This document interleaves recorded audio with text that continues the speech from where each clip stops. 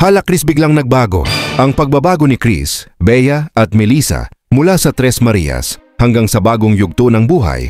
Ang iba gumanda ang buhay, pero ang isa tila bumalik sa dilim. Dati si Chris ang pinakakalma at madaling kausap, pero ngayon parang mas lumala pa. Totoo bang natatakot na siya sa mga tao? At bakit sina Bea at Melissa na noon ay mahiyain, ngayon ay tila mas naging matatag? Alamin natin sa video na ito, kaya huwag kang lalayo, panoorin mo hanggang dulo. Sa pinakabagong vlog ni Kalinga Prab, marami ang napansin ng mga manunood. Tila may malaking pagbabago sa tinaguriang Tres Marias. Si Chris, na dati ay palangiti at marunong makipag-usap, ngayon ay tila tahimik at mailap. Parang laging nag-aalangan, parang may takot sa paligid. Hindi natin alam kung anong pinagdaraanan niya, pero halatang mabigat ang loob. Marami tuloy ang nagtatanong kung ano ang nangyari. Bakit parang hindi na siya yung Chris na nakilala natin noon? Samantala, ibang kwento naman sina Bea at Melissa. Sila yung dati halos hindi makatingin sa kamera, nanginginig kapag kinakausap at halos walang imik. Pero ngayon, ibang level up na.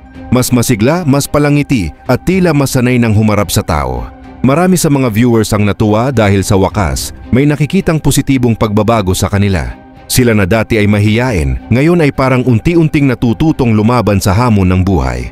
Mapapansin natin na hindi sabay-sabay ang pagbangon ng bawat isa. May mga tulad ni Chris na tila bumabalik sa dating takot at may gaya ni Bea at Melissa na unti-unting natutong magtiwala. Hindi ito paligsahan, kundi proseso ng pagbabago. At minsan, mas mahirap gamutin ang takot kaysa sa sugat na nakikita. Ang Tres Marias na sina Chris, Bea at Melissa ay patunay na ang tulong ng Kalingap ay hindi lang sa material na bagay, kundi sa pagbabalik ng tiwala sa sarili. Ang pagbabago ay hindi minamadali. Ito'y dahan-dahang proseso na nangangailangan ng pag-unawa at pagmamahal.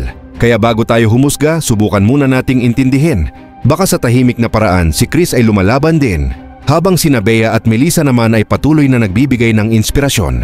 Kung naniniwala kang lahat ay may pagkakataon pang magbago, pindutin mo ang subscribe at patuloy nating suportahan ang mga kwento ng pag-asa. Dito lang sa mga kwentong nagbibigay inspirasyon, ang Tres Marias ng Kalingap. Huwag kalimutang i-like, i-share at mag-comment sa ibaba kung anong masasabi mo sa pagbabago ng Tres Marias. Paano ba yun? Ulit. Okay na. Okay. Jack and Boy! Jack and Boy! Uy! Jack and Boy! Ay! Bakla, galingan mo bakla! Natalo na ako! Ito pa! Jack and Boy! Ah! Oy! Huwag kang lumuhod! Hindi tayo talo! Ang yabang ng puwit mo para kang pato. Patagalin nyo na lang. Jack and Boy! Uy! Galing! Okay, second round. Bakit? Natakot na sa'yo si Chris. Ano nangyari kay Chris? Kanina, dati natawa siya ngayon, hindi na parang... Dito tayo, upo tayo.